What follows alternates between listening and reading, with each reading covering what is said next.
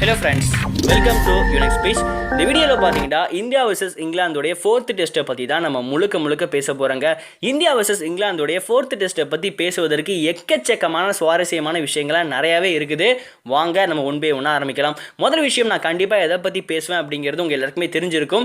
எனக்கு மட்டும் இல்லைங்க, இந்தியாவுடைய கிரிக்கெட் ஃபேன்ஸுக்கு மட்டும் இல்லை, இந்த உலகத்தில் இருக்கிற மொத்த கிரிக்கெட் ஃபேன்ஸோடைய ஆர்வம் இப்போ எதை நோக்கி இருக்குது அப்படின்னு நீங்கள் பார்த்தீங்கன்னா 4th டெஸ்ட்டோடைய விக்கெட், அதாவது 4th டெஸ்ட்டோடைய பிச்சை வந்து எப்படி ரெடி பண்ண போகிறாங்க, முழுக்க ஒரு பேட்ஸ்மேன் நிறைய ரன் ஸ்கோர் பண்ணக்கூடிய ஒரு பேட்டிங் பேரடைஸாக கிரியேட் பண்ண போகிறாங்களா, இல்லை பவுலிங்க்கு அசிஸ்ட் பண்ணக்கூடிய ஒரு பவுலிங் பேரடைஸாக கிரியேட் பண்ண போகிறாங்களா அப்படிங்கிற மாதிரி தான் ஒரு பெரிய கொஷின் மார்க் இருக்குது. பட் இதை பற்றி நம்ம பேசுவதற்கு முன்னாடி வந்து தேர்ட் டெஸ்ட்டை பற்றி நம்ம கண்டிப்பாக ஒரு கண்ணோட்டம் பார்த்தே ஆகணும். ஏன் அப்படின்னு நீங்கள் கேட்டிங்கன்னா 4th டெஸ்ட்டோடைய பிச்சு எப்படி இருக்க போகுது அப்படிங்கிற விஷயத்தை நிர்ணயிக்கதே பார்த்தீங்கன்னா தேர்ட் டெஸ்ட்டோடைய ஒரு கன்க்ளூஷனாக தான் இருக்கும்.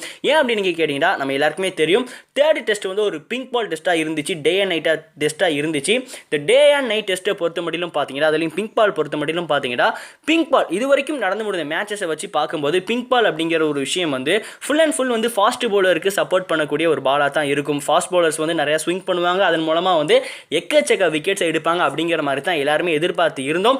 இங்கிலாந்தும் பார்த்தீங்கன்னா கிட்டத்தட்ட அதே இன்டென்ஷனோட அதே நோக்கத்தோட தான் கிரவுண்டுக்குள்ளேயும் வந்தாங்க. ஒரு ஜிம்மி ஆண்டர்சனாக இருக்கட்டும், ஒரு ஜோஃப்ரா ஆர்ச்சர், அப்புறம் ஸ்டூவர்ட் பிராட் அப்படிங்கிற மாதிரி நிறைய ஸ்விங் பண்ணக்கூடிய நல்ல ஃபாஸ்ட் பவுலர்ஸ், குவாலிட்டியான ஃபாஸ்ட் பவுலர்ஸை கொண்டுட்டு வந்தாங்க. டாஸையும் வின் பண்ணி ஓகே நல்லா டாஸை ஒரு கிடச்சிருக்குது, கண்டிப்பாக பேட்டிங் பண்ணலாம் அப்படிங்கிற மாதிரி உள்ளே இறங்குனாங்க. பட் அந்த பிச்சு பார்த்தீங்கன்னா ஸ்பீடு பவுலர்ஸை விட ஸ்பின்னர்ஸுக்கு வந்து சப்போர்ட் பண்ண ஆரம்பிச்சிருச்சுங்க. இன்ஃபேக்ட் பார்த்தீங்கன்னா நம்ம ஸ்பின்னர்ஸ் வந்து சூப்பரான பவுலிங் பெர்ஃபார்மன்ஸை வந்து கொடுத்தாங்க. மேட்ச் பார்த்தீங்கன்னா 2 நாளில் முடிஞ்சிருச்சு, 2 நாளில் கூட சொல்ல முடியாது, 1.25 நாளே பார்த்தீங்கன்னா மேட்ச் வந்து கம்ப்ளீட்டாக முடிஞ்சிருச்சுங்க. இந்த இடத்துல தான் பார்த்தீங்கன்னா சர்ச்சை அப்படிங்கிற விஷயமே வந்து ஸ்டார்ட் ஆகுது.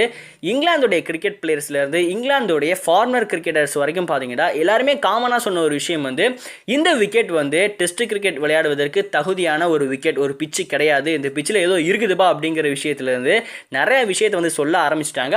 இங்கிலாந்துடைய கேப்டன் ஜோ ரூட் கூட பார்த்தீங்கன்னா ஒரு விஷயத்தை சொன்னார், இந்த விக்கெட் வந்து டெஸ்ட் கிரிக்கெட் விளையாடுவதற்கு தகுதியான ஒரு விக்கெட்டா அப்படிங்கிற விஷயத்தை வந்து ஐசிசி இன்டர்நேஷனல் கிரிக்கெட் கவுன்சில் தான் சொல்லணும் அப்படிங்கிற மாதிரி சொன்னார்.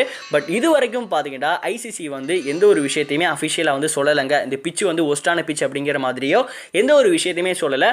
பட் வேற நிறைய சைட்லேருந்து பார்த்தீங்கன்னா இந்தியாவுக்கு வந்து சப்போர்ட்டாக நிறைய விஷயத்தை வந்து நிறைய கிரிக்கெட்டர்ஸ் வந்து சொல்லிக்கிட்டு தான் இருக்கிறாங்க. இங்கிலாந்துடைய ஃபார்மர் கிரிக்கெட்டர், ஒரு ஃபேமஸான கிரிக்கெட்டர் கெவின் பீட்டர்சன் கூட பார்த்தீங்கன்னா ஒரு விஷயத்தை சொன்னார், இந்த விக்கெட் வந்து ஒஸ்டான விக்கெட்லாம் கிடையாதுப்பா, எங்கேயோ குத்தி எங்கேயோலாம் டேன் ஆகிலாம் பால் போகலை.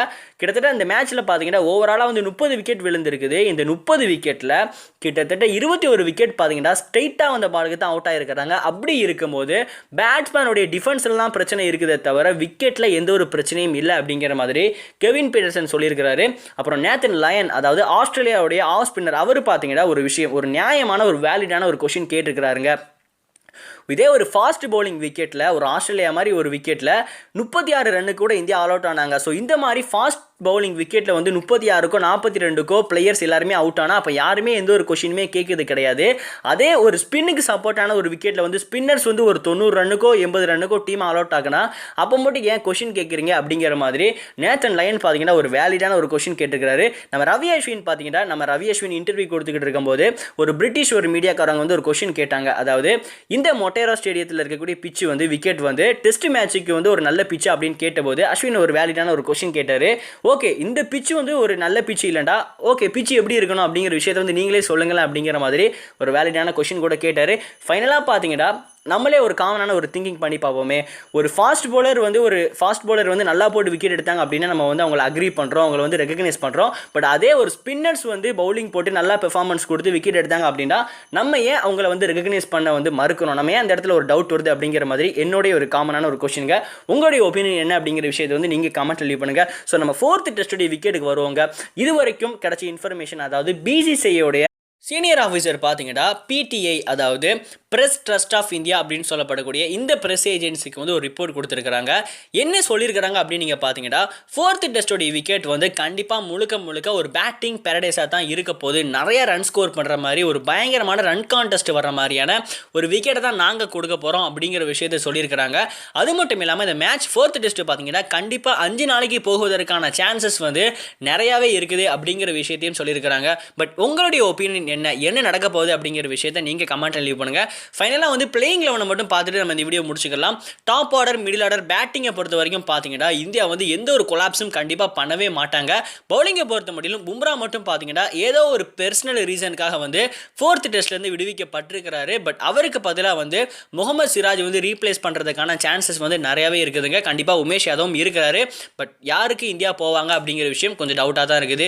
ஸோ ஃபைனலாக நம்ம வீடியோ முடிச்சுக்கலாம். உங்களுக்கு இந்த வீடியோ பிடிச்சிருக்கு அப்படின்னு சொன்னால் நீங்கள் நம்மளோட சேனலுக்கு வந்து சப்ஸ்கிரைப் பண்ணுங்கள். அப்போ தான் நம்ம அடுத்தடுத்து போடக்கூடிய எல்லா வீடியோஸும் உங்களுக்கு வந்து சேரும். வேறு ஏதாவது டாபிக் நான் பேசணும் அப்படின்னா நீங்கள் கமெண்ட்டில் தாராளமாக லீவ் பண்ணலாம். நான் கண்டிப்பாக எடுத்து பேசுவேன். உங்களை இன்னொரு நாளைக்கு இன்னொரு வீடியோவில் பார்க்குறேன். அது வரைக்கும் லவ் யூ.